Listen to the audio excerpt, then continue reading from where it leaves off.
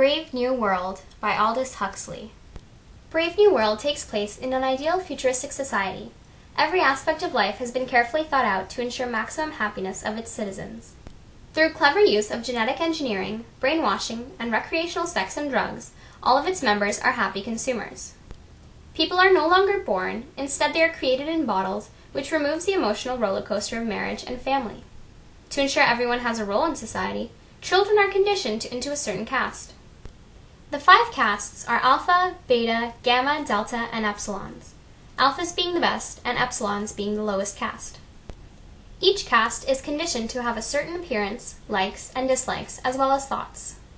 Promiscuity, the practice of having casual sex frequently with different partners, is encouraged, and it is abnormal to be with the same person for a long time.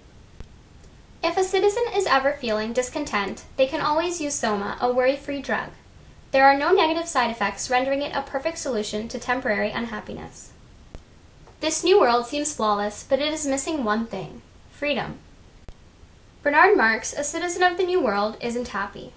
Even though he is a member of the highest caste, he feels like an outsider because he's smaller, looks different, and doesn't agree with the way society is run.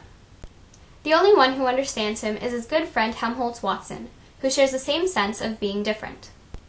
Bernard likes Lenina Crown, a worker in the hatching and conditioning center, but it bothers him how she acts like everyone else.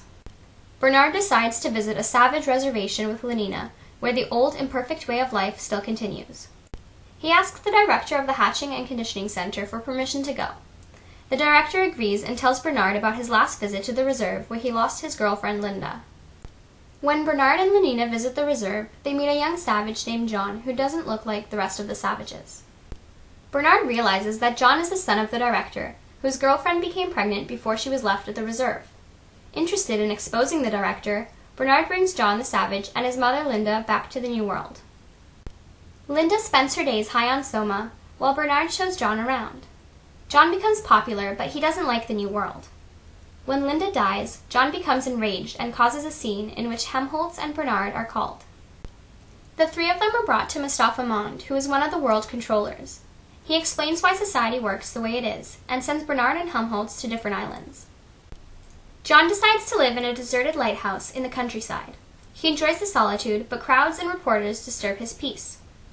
They are the cause of his downfall, which brings the novel to an end.